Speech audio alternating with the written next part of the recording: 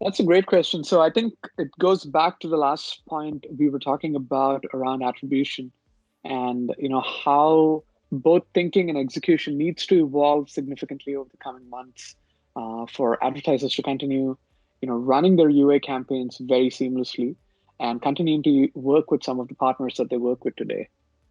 Um, let's go scenario by scenario because I think the devil's in the details and it just makes sense to do maybe a case by case deep dive. Let's take the case of an advertiser, a scenario of an advertiser who decides to go with SK Ad Network only. They're doing the following things, right? They are foregoing their current MMP integration. They are likely saying no to any um, non-click-through attribution mechanism, right? View-through or engagement-based attribution. Um, they may have to forego uh, deduplication efforts if the walled gardens like Google and Facebook are not equally integrated with SK Ad Network as, say, third-party DSPs or ad networks might be. Uh, I say that because the stance from walled gardens is still not clear. And they may decide to say, look, we have our own identifiers and identification. And so we will simply continue to run a walled garden that does not need to integrate with SK Ad Network. Um, and that leaves the advertiser with a few different decisions to make. One is, how do you run your existing partners with only click-through attribution? They may need to either cut down partners or they may have to maybe change their execution method, number one. Number two, with the lack of deduplication of installs between walled gardens and SK Ad Network, which I predict, I may be wrong, but if that does come to, how does the advertiser then adjust pricing potentially to account for the deduplicated or non-deduplicated installs, right? Because they don't want to pay for the same install from 3 channels. And so they may adjust the price downward to make sure that that's accounted for. Similarly, there's advertisers currently run hundreds and hundreds of line items for their campaigns. And when they move to SK Ad Network, they will have to choose what they run, and choose what experiments they're able to run and choose what partners they run. This will mean advertisers will have to consolidate their spend maybe into fewer partners or into fewer campaigns at a minimum, right? Which is a pretty big implication for many advertisers that like to test a lot. Advertisers in this scenario also lose the ability to have a sophisticated post-install measurement. And so, a lot of advertisers like to run CPA goals or CPX goals, as we call it at InMobi, where X is a business outcome or an action that a user takes, not just the install, but like an order or registration or something down funnel. Maybe advertisers are able to measure one down funnel event, but they are not able to be as sophisticated as they are today with this measurement, nor are they able to integrate these signals, the entire funnel of events with their advertising partners like DSPs.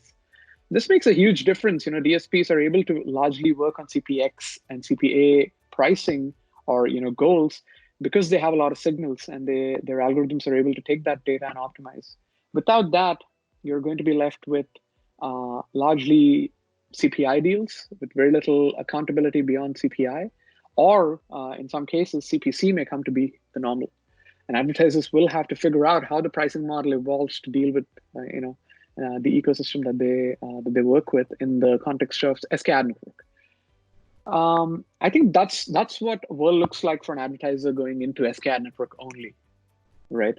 A lot of changes. No MMP, likely no CPX campaigns, likely no deduplication, likely no VTA. All of those are manageable, mind you. There will be a set of advertisers who think, look, it's the default mode now, we just go with it and let it evolve, and we evolve with it. And likely it will, right? Very quickly with advertiser feedback. And a couple of large advertisers do this, and suddenly 12 months later, the world looks very different. So it's something that we are prepared for at InMobi, and I have no doubt that all the top DSPs are thinking about this very, very carefully. The one additional thing for DSPs to think about in this world is that MMPs today also play a role of aggregating reporting for the advertisers. They see a consolidated report on their MMP partner, right? That consolidates data from every single ad partner they work with. With that not being available to some extent, or that being available solely as a reporting dashboard, right? Advertisers may rely, at least in the short term, a little bit more on DSP dashboards. And so DSPs that have a good reporting dashboard with the right level of granularity, as many of the top DSPs do, including InMobi DSP, will see an advantage. But at the same time, there are very good tools out there that are great at consolidating reporting from multiple platforms. Advertisers could move to that and continue to live life as they do today. That's scenario one. That I think is a heavy change, right, compared to where we are today. But scenario two is the opposite of that. That is, advertiser uses the current MMP and only uses deterministic attribution, which is true for many, many advertisers today, if not most.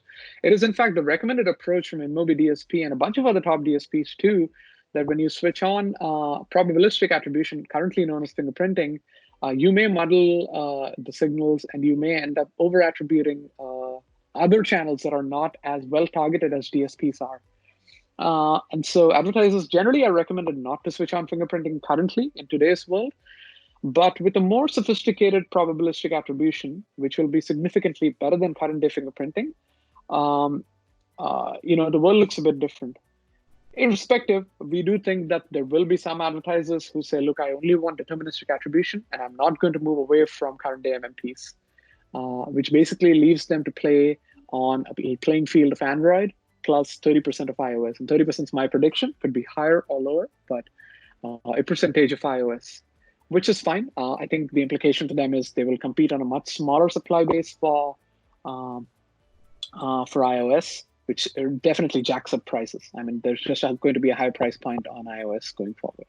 Everything else looks similar to as it does today for them. And so maybe the implication's not that big for those advertisers. It does mean a lot for DSPs and exchanges and ad networks that are working with these advertisers, because they literally lose access or ability to target a significant percentage of iOS user base. A different version of this, obviously, is what I was alluding to before, scenario 3, which is advertiser goes with the current MMP, but enables a probabilistic attribution that is likely more sophisticated than current day fingerprinting. This is, I think, going to be good for the advertiser. They will, be able to see the impact of probabilistic attribution on ROAS and adjust pricing upward or downward, right? Likely downward if fingerprinting is an indicator to go by. Advertisers will end up attributing a little more for the same ROI or for the same amount of, let's say, revenue, and so they will pull back on pricing a little bit. But apart from that, I mean, ultimately, their current setup just works, right? MMPs are becoming more sophisticated. They will build a more sophisticated version of current day fingerprinting, and that probabilistic attribution will allow advertisers to, continue to work as they do today. DSPs and advertisers do have their work cut out here, that they do need to test what attribution with probabilistic attribution switched on looks like, and work towards a pricing model and ROAS model that actually works for both sides. And I think that is something that should start right away. I think there's an execution item here for DSPs and their advertisers. Scenario 4 is probably the holy grail here, which is an advertiser goes into SK ad network mode, uses that capability from Apple for deterministic attribution, but continues to use an MMP on top at some level, right? It's a mixture of scenario 1, which is advertiser going only to SK ad network, and scenario 3, where advertiser uses current day MMP with a sophisticated probabilistic attribution model. This would look interesting. The advertiser is likely to like this version because for them, their dashboards never changed. What is the interface to them from MMPs never changes. It's still the same, and they still continue to run as they do, except the MMP will work with the DSPs and ad networks to take SK ad network postbacks and report them on the MMP dashboard, along with their own attribution, which is a mix of probabilistic, possibly deterministic with view through, a bunch of different things that MMPs today do that will all continue to flow into the MMP dashboard. The challenge here is that actually the challenge in all of these cases, of course, is that the walled gardens, as I was saying before, that equation may evolve a lot. The walled gardens way of working with MMPs, the modus operandi, so to speak, was that they deduplicated device IDs, IDFAs on their side and claimed attribution. They can no longer do that in the same method. They may still want to attribute themselves and remain self-attributed, which is an expected outcome, of course, but they may not have the ability to deduplicate the way they did before. And so that is something that will play on every single scenario that I've laid out here. So that's a very long answer to your simple question, Matt, which is what should advertisers do? Well, they have multiple paths they can take. Each of them will need some activity. A couple of them will be low friction, short to medium term. A couple of them will mean high friction, but maybe long-term choices. From here on, it's very difficult to guess, where advertisers may go beyond 12 months. For the next 12 months, we see these four scenarios playing out.